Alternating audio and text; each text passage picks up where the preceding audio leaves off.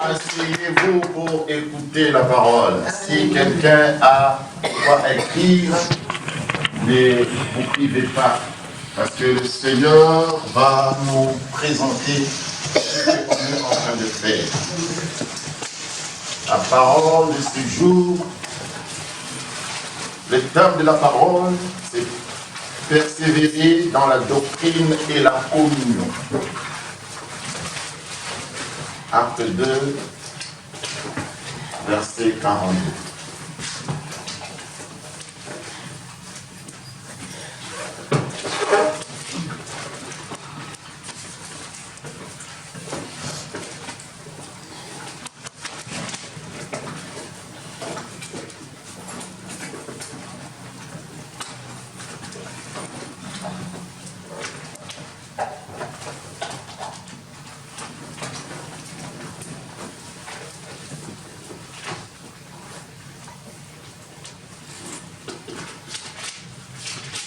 Quelqu'un l'a trouvé et on a lecture.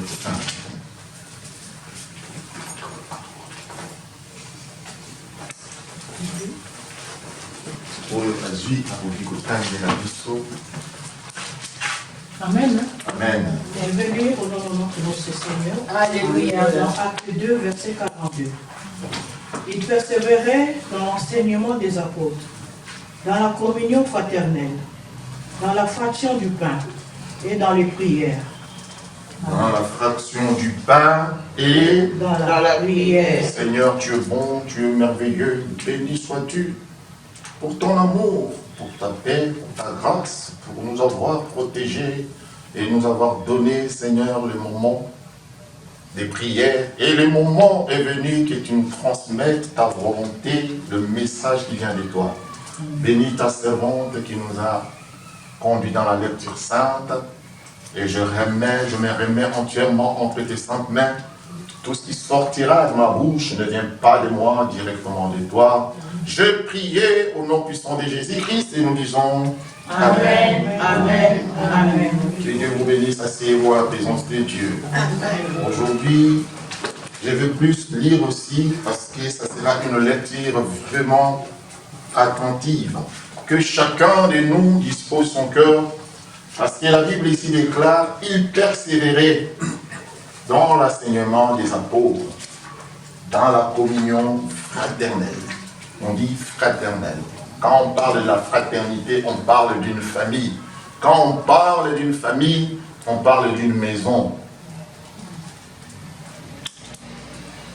Les chrétiens étaient là pour former quoi? Une maison, et cette maison, maison spirituelle. Donc sous thème, on va dire l'église des maisons. Une lecture attentive du Nouveau Testament nous apprend que les premiers chrétiens ne bâtissaient point de lieu de culte. On ne trouve aucun exemple de frères édifiant une salle, une chapelle, une église ou une cathédrale. Et cependant, le nombre des disciples était parfois très élevé. Alléluia. Amen. Et si, donc là, si on monte un peu dans Acte 2, 41, on verra que ceux qui acceptèrent sa parole furent baptisés en ces jours-là, le nombre des disciples s'augmentant d'environ 3000 âmes. Donc Acte 2, 41. Et si vous lisez dans Acte 4, 4, le nombre de hommes qui avaient cru s'éleva à environ 5000. On lit aussi dans Acte 6, 1, en ces jours-là, le nombre des disciples se multiplia. On lit aussi dans Acte 6, 7, qu'une grande foule de sacrificateurs obéissait, des sacrificateurs. Quand on parle de sacrificateurs, donc c'était des gens qui connaissaient la parole et qui suivaient le judaïsme. Mais ils se sont reconvertis dans le christianisme pour suivre la doctrine des apôtres. Acte 18, 10 dit à Corinthe, donc Paul dit, j'ai un grand peuple dans cette ville. Je crois que vous avez saisi ce qui est pour parler de nombre de multiplication. Pourquoi cela? Comment cela arrivait? Parce que dans les premiers temps, les chrétiens primitifs n'avaient ni salle, ni chapelle, ni de chapelle, ni des églises. Les Juifs avaient leur temple à Jérusalem et des lieux de culte. Des synagogues, on peut appeler ça des synagogues, dans beaucoup de localités. Les païens également avaient aussi des temples. Les païens aussi avaient des temples parfois vraiment très somptueux. Les temples des païens étaient vraiment très somptueux. Donc, des bons temples, bien ornés. Alléluia. Amen. Mais les chrétiens, en inverse, des juifs et des païens avaient compris qu'ils formaient ce que je vous démontrerai maintenant. Les chrétiens, à l'inverse des juifs et des païens qui avaient des temples, mais les chrétiens ont compris une chose. Qu'est-ce qu'ils ont compris? Qu'ils formaient une maison spirituelle pour offrir des sacrifices spirituels agréables à Dieu par Jésus-Christ. Quelqu'un peut me lire 1 Pierre 2,5. Parce qu'aujourd'hui, le Seigneur nous explique pourquoi il nous a amenés dans cette situation et qu'est-ce qu'il veut. Je lis au nom du Christ, Amen. de 1 Pierre 2,5. Et vous-même, comme des pierres vivantes, édifiez-vous pour former une maison spirituelle, un saint sacerdoce, afin d'offrir des victimes spirituelles agréables à Dieu par Jésus-Christ. Ici, on nous dit, et vous-même, c'est vous qui êtes là, comme des pierres vivantes. Donc, que chacun maintenant se considère comme une pierre vivante. Édifiez-vous pour former. Édifier, quelque part, c'est enseigner, mais édifier, ici, le Seigneur veut dire, donc, quand on monte un édifice, c'est quoi? On construit. Construisez-vous pour former une maison spirituelle, un saint sacerdoce. Parce que dans les temps, on était habitué toujours à aller dans des temples, dans des synagogues, pour offrir des offrandes. Et ces offrandes, c'était des offrandes vraiment vivantes. C'était des brebis, des agneaux. Parce qu'à l'époque, on avait besoin de sang, on avait besoin, et ils n'avaient pas compris que le sang de Jésus-Christ était là. Et ce sang-là nous a été déjà donné une fois. Amen. Un saint sacrifice afin d'offrir des victimes spirituelles. Je parle à quelqu'un aujourd'hui. Pour que tu puisses avoir la grâce de Dieu, pour que tu puisses avoir ce que tu en as besoin, tu n'as pas bien-aimé Jésus-Christ à donner des sacrifices vivants. Vous comprenez cela? Amen. À se donner des sacrifices ou bien des victimes vivantes. Parce qu'il y en a d'autres, bien aimé Jésus-Christ, je peux donner même l'exemple, on a vu, quelqu'un qui a étudié, lorsqu'il a étudié, il n'avait pas donné des victimes vivantes. Ou bien, il n'a pas donné, il n'a pas été allé chercher des fétiches. Mais quand il trouve un emploi, et si cet emploi-là est important, bien aimé Jésus-Christ, les gens tout autour de lui vont commencer à le séduire, à lui donner des conseils. Et ces conseils, il sera comment? Accroche-toi. Et pour t'accrocher, je vais te montrer un papa. Ce papa-là, quand il fait quelque chose, c'est pas vraiment qui c'est. Mais quand il fait quelque chose, personne ne va te déranger. Il y aurait tout simplement des développements de programmes pour que tu vas croître. Alléluia. Amen. Et ces gens-là, bien aimé Jésus-Christ, vont commencer à donner quoi? Des victimes vivantes. On les voit dans tous les domaines. Dans tous les domaines, on les voit bien aimé Jésus-Christ. C'est lui qui fait la politique. Il y a même des gens des spirituels, des gens qui prient même, bien aimé Jésus-Christ, qui sont appelés. Mais ils se sont liés, donnés à l'ennemi pour commencer à donner des victimes vivantes. Mais or, vous, les seigneurs, qu'est-ce qu'il dit? Avant toute chose, parce que Dieu est esprit. Amen. Hein? Amen. Dieu est esprit. Avant de prier Dieu, il faut que toi aussi, tu sois transformé en esprit. Amen. Avant que votre église puisse appeler des disciples, il faut que cette église-là soit une maison spirituelle. Et pour avoir une maison spirituelle, ça demande bien évidemment Jésus-Christ l'humilité. Si les apôtres ont fait ça, posons-nous, chacun de nous va se poser des questions. Est-ce que nous sommes plus spirituels que les apôtres? Pierre, que les apôtres, l'apôtre Paul. Lorsque Paul a été, quand vous lisez Actes 12, lorsque Hérode a mis à mort Jacques, le frère des Jean, il a eu plaisir parce que ça faisait plaisir aux Juifs de commencer à éliminer les chrétiens. Amen. Alléluia. Amen. Vous me suivez? Amen. Qu'est-ce qu'il a fait? Il a eu non, il a eu plaisir. Plaisir. Hérode a eu plaisir. Parce que les Juifs étaient d'accord qu'ils donnent la mort aux chrétiens, aux apôtres. Et qu'est-ce qu'il a fait? Il a arrêté Pierre. Lorsqu'il a arrêté Pierre, je viens de dire aujourd'hui, bien aimé Jésus-Christ, si ce n'est pas ton jour, on va te mettre dans la prison. Mais il y a un miracle qui se cache derrière cette prison-là. Alléluia. Mais pendant ces temps-là, c'était l'église des maisons. C'était l'église des maisons qui produisait une puissance.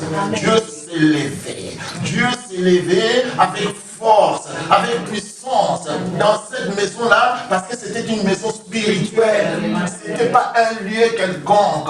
Ce n'était pas un endroit. Mais il formait une force, parce que vous avez affaire avec ce qui est cet esprit. L'esprit, vous ne voyez pas l'ennemi qui vient vous combattre, vient de manger Jésus-Christ. Satan, tout le monde a aidé.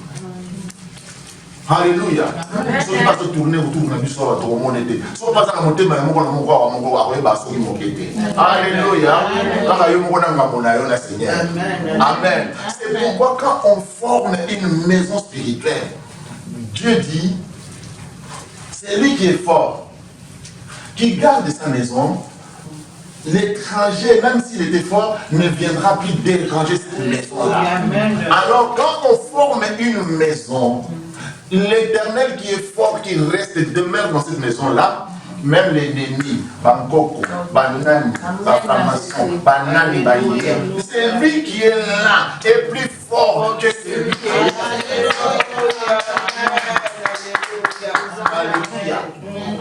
Même si quelqu'un était envoûté, mais rentre dans cette maison-là, c'est lui qui est là, va l'écraser.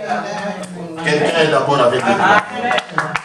Ne soyez pas d'accord avec moi, soyez d'accord avec moi. Je suis en train de lire, c'est dans la Bible. Alors, bien aimé Jésus-Christ, humilions-nous devant Dieu. Acceptons la volonté de Dieu, comment il nous conduit. Alléluia. Amen. Ils savaient qu'ils étaient des pierres vivantes. Il faut maintenant, quant à toi, transforme ton esprit, transforme ton intelligence, comprendre que je suis maintenant une pierre vivante. Est-ce que si je suis seul, je peux construire cet édifice? Si je suis seul, je peux bâtir ces bâtiments. Si je suis seul, isolé, je peux. Mais il va falloir que je sois toujours ensemble, qui est le ciment, qui est tout ce qui contient le fruit de mon Jésus-Christ pour l'ensemble monter l'édifice de Christ qui est spirituel. Parce que vos familles, vous-même, vous avez besoin de cette puissance-là. Amen. Alléluia. Amen. Amen. Déjà, le Seigneur Jésus, parlant à la femme samaritaine, avait annoncé que l'heure était venue dans laquelle les vrais adorateurs n'adoreraient le Père ni sur une montagne de Galilée, ni à Jérusalem. Mais il aurait plus dorénavant de lieu spécial consacré au culte. Alléluia. Qu'est-ce que le Seigneur demande? les vrais adorateurs. En esprit, en vérité. En esprit, en vérité. Et une fois tu es pierre vivante, mais deuxième fois tu es devenu adorateur en esprit Et en vérité. Amen, amen, amen.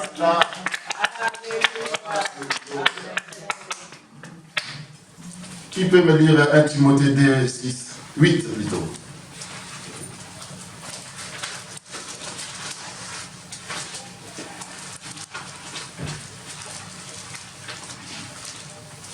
Timothée,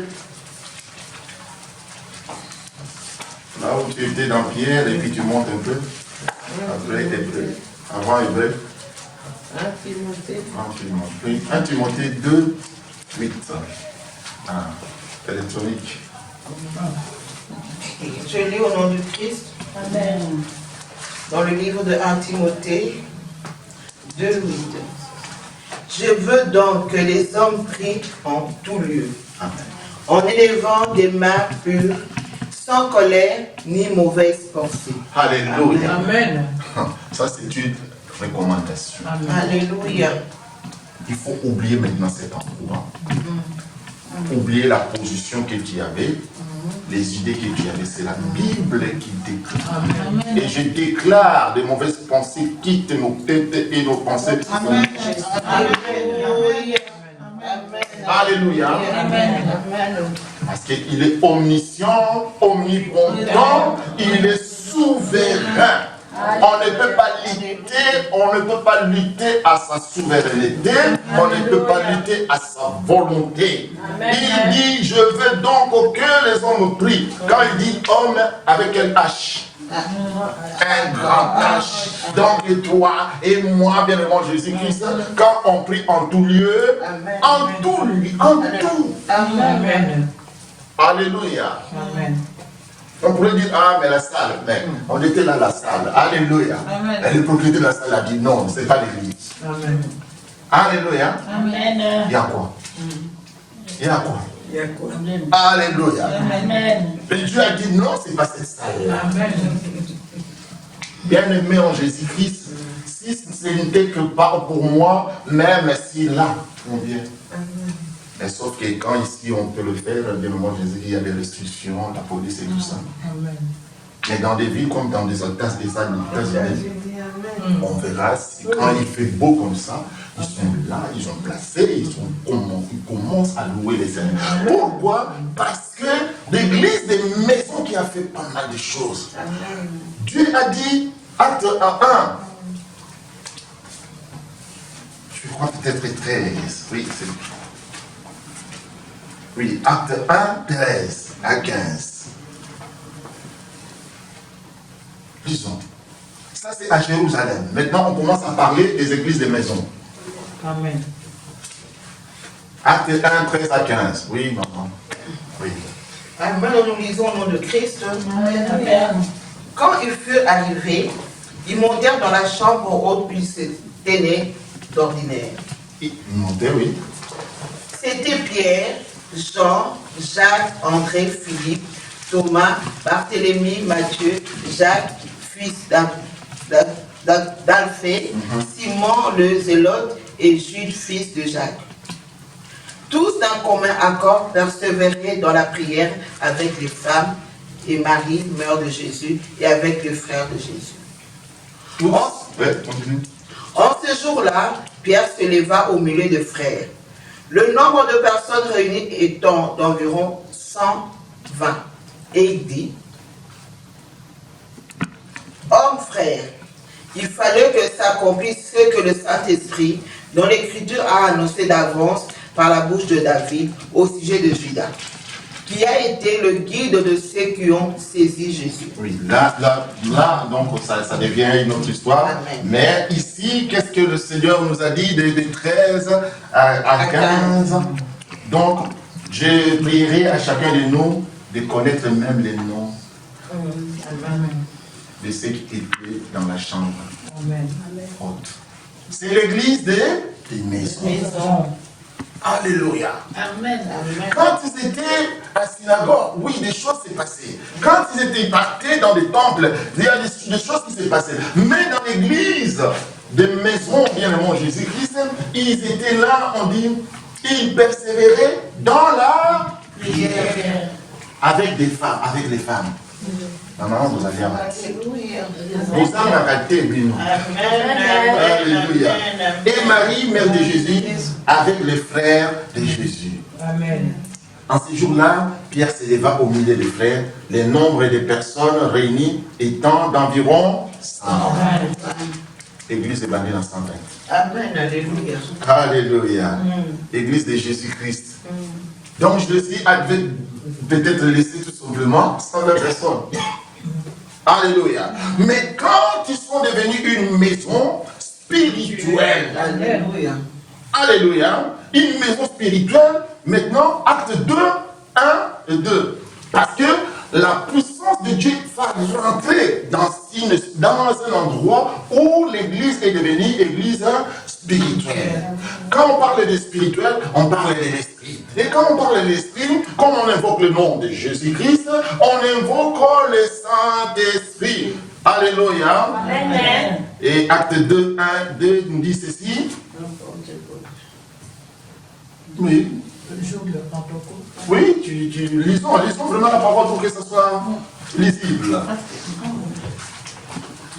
Le jour de la Pentecôte, ils étaient tous ensemble dans le même lieu. Amen. Tout à coup, il vint du ciel un bruit comme celui d'un vent impétueux. Et il remplit toute la maison et ils étaient assis. Il remplit Toute la maison. Et ils étaient assis. Ils étaient assis. Ne nous vendons pas. Ça demande tout simplement la disposition. Alléluia. Si tu n'arrives pas, Amen. alléluia, commence à transformer, à renouveler ton intelligence, Amen. ta pensée. Bien aimé Jésus-Christ, c'est pas pour rien que Dieu a dit il faut envoyer le Saint-Esprit. Amen. Parce que l'œuvre de Dieu ne marche pas sans Saint-Esprit. Là, bien aimé Jésus-Christ, on va faire des sacrifices vivants ou bien des victimes vivantes. C'est pourquoi aujourd'hui on voit, il y a là où Dieu n'a pas dit que le miracle ne se va pas s'opérer aujourd'hui, les gens commencent à opérer les miracles. Prenons l'exemple de Pierre. Il était en prison. Il ne savait rien. Il dormait même. Alléluia. Mais le miracle est venu.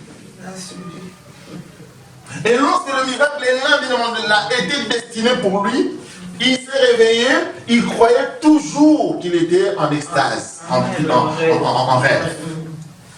Alléluia. Donc, quand Dieu fait les miracles, c'est pas comme si faisons la publicité. Campagne, aujourd'hui les miracles vont s'opérer. Alléluia. Non. Dieu fait quand il veut, parce qu'il est souverain. Amen. Et comment, quand il fait, bien mon Jésus, pourquoi cela, Dieu a expliqué. Si on lit, là je vais expliquer tout simplement, 1 Samuel 10, lorsque Saoul a perdu son ânesse, l'ânesse de son papa, il est allé voir Samuel. Samuel, Dieu a dit à Samuel, c'est lui qui viendra, tu vas l'oindre comme chef au roi. Il a tout fait ses démarches. Je parle à quelqu'un aujourd'hui qui te dit quelque chose. Mais quand tu te confies à Dieu, Dieu va te rendre ce que tu as, mais il va ajouter aussi à la place ce qui est à lui. Amen. Amen. Dieu lui a dit, tu vas trouver ton ânesse. D'ailleurs, on l'a déjà trouvé. Mais c'était tout simplement une astuce, tout simplement pour que tu viennes recevoir quelque chose de la part de Dieu, car Dieu avait préservé, a gardé déjà quelque chose pour toi. Alléluia. Et Samuel a pris fiole, il a oint. On dit, l'homme avait changé. Le cœur de l'homme a changé. Donc le cœur de Saoul a changé. Il était devenu un autre homme. Alléluia. Pourquoi? Parce que la parole de Dieu était avec lui. Donc dans la maison de l'Éternel, dans la maison spirituelle, Dieu va dire quelque chose. Saoul qui ne prophétisait pas, Saoul commençait à prophétiser. Et les gens se posaient la question, mais c'est le fils de qui sinon? Comment il commence à prophétiser? Il prophétisait. Alléluia. Il était devenu un autre homme. Il marchait avec l'Éternel. Je viens te dire aujourd'hui, laisse-moi te dire quelque chose, bien mon Jésus-Christ. Quand tu as reçu l'appel de Dieu, quand tu as reçu l'appel, l'onction de Dieu, marche avec Dieu. Lorsque Saoul marchait avec Dieu, les Syriens, bien mon Jésus-Christ, n'avaient pas de force devant Israël. Ils battaient Israël, et plutôt le Syrien. Ils combattaient Israël et les Syriens. Mais les jours où il a voulu faire ce qui ça plaisait son cœur, bien mon Jésus-Christ, voilà, à ce jour-là, que la défaite l'a suivi. Il a perdu même ce qui était de Dieu. Oh, bien-aimé en Jésus-Christ, je viens de te dire aujourd'hui, bien-aimé en Jésus-Christ, persévère dans la prière, et comme le vent impétueux et remplit toute la maison où ils étaient assis. Le troisième dit, des langues semblables à des langues de feu leur apparurent, séparées les unes des autres et se posèrent sur chacun. Il y a un changement qui va s'opérer. Il y a un changement, il faut créer, il faut construire, édifier, bien mon Jésus-Christ. Considère-toi tout simplement tout d'abord comme une pierre vivante. Pourquoi? Parce que nous sommes semblables à l'Éternel. Alléluia. C'est dit que tu es semblable à l'Éternel. Amen. Et tout simplement, les cœurs de l'homme. Et donc, Commence à comprendre que tu es pierre vivante.